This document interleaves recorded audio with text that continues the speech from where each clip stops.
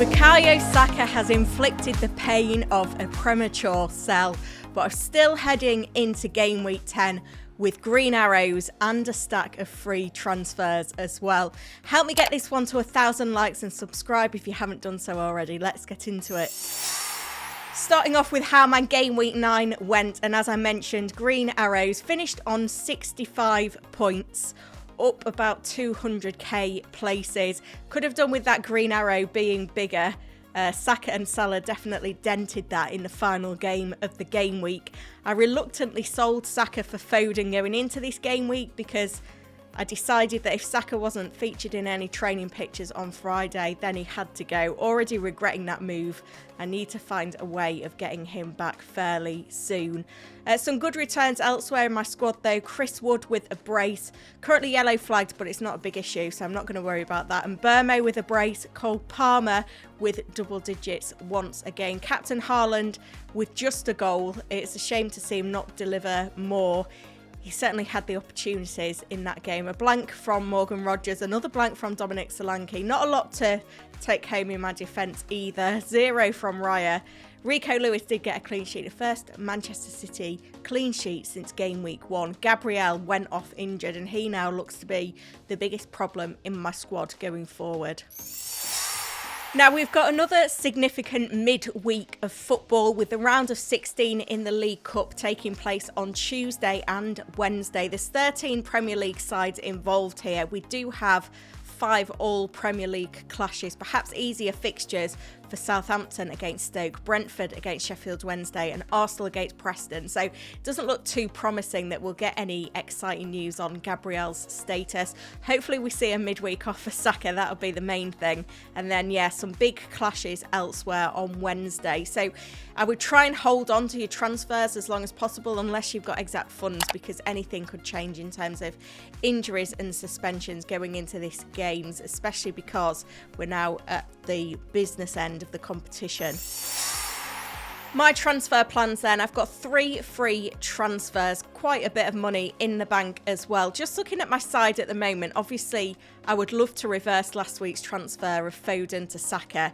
I think minutes midweek will be important here, but I feel like Foden for Bournemouth away is a decent enough fixture, and it does give me a little bit of insurance against City if I do look elsewhere for captaincy. So we'll probably stay for at least one more week. The biggest issue in my squad is Gabriel, who's flagged with injury. The general fixtures for my defence don't look great this week, so I am quite motivated to make a defender transfer. I think unless Gabriel was ruled out long term, I'd probably keep him and maybe upgrade Greaves, who is on my bench, who's out for the next 4 weeks, and replace him with a different option and keep Gabriel. I can afford to bench him this week if needed. The obvious candidate is Wolves' Ray Aït-Nouri. I did look at bringing him in last week. Didn't make that move. Still looking at the same move for this week. He has gone up in price now, but whether Wolves play with a back 4 or a back 5 is just so advanced. He's up to 5 goal involvements now this season in 9 appearances, which is pretty impressive. And the fixtures turn now for Wolves. Crystal Palace at home, Southampton at home, Fulham away and Bournemouth at home in the next 4 game weeks. And you can even look and extend that to the next 8 game weeks. They have the fixtures to start keeping some clean sheets. So any clean sheet points will be a bonus, of course, but the attacking threat is there for Aït-Nouri, and he's a player that I'm probably going to bring in and then start for all of the next 8 game weeks right up until Christmas. So it is an obvious move in using one of those 3 free transfers. Now, I do have a bit of a decision perhaps to make on which goalkeeper to start, because Fabianski got his first start of the season for West Ham in game week 9 and got 3 points outscoring Raya, but I think I will probably start Raya away at Newcastle. Remember, Newcastle have only scored 1 goal in their last 2 games, but it probably won't be a double up on the Arsenal defence for the first time in a while. Gabriel on the bench, along with Konza for the away trip to Spurs. Colwill gets the nod for the away trip to Manchester United.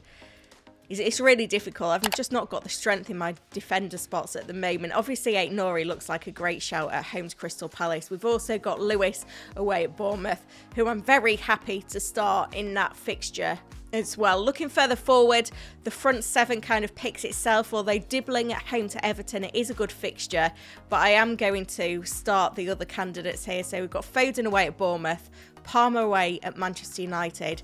We've got Mbermo in there as well with a favourable fixture. Rodgers away at Spurs. And then in the front three, a couple of home fixtures here. It's only my two forwards that play at home this week. Wood is against West Ham, Solanke against Aston Villa, and Haaland with that trip on the road to Bournemouth.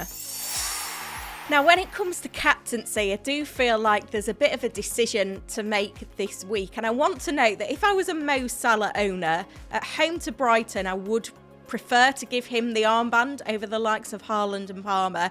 That does raise a question, and I did consider a transfer in for Salah last week. Should I be considering Salah in this week? He is the highest scoring player in the game, and I don't currently have any Liverpool players, but I think in the meantime it is a toss-up between Haaland and Palmer, both with away trips. Probably on paper, Haaland with the edge away at Bournemouth, but Palmer away at Manchester United. He is a Manchester United fan. He did score 4 goals in 2 appearances against them last season, and Manchester United are in a terrible run of form.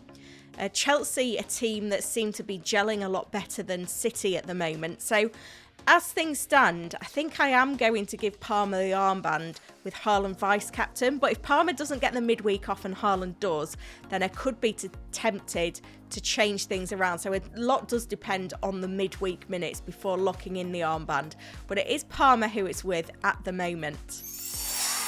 Let me know in the comments any dilemmas you've got ahead of FPL Gameweek 10 then. Be sure to like this video.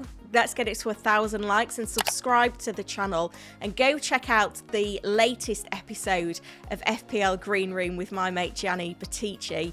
It's worth noting that this is the first video version upload of the podcast this week. So if you want it to stay, share some love and help get that channel to 500 subscribers as well. Thank you for watching.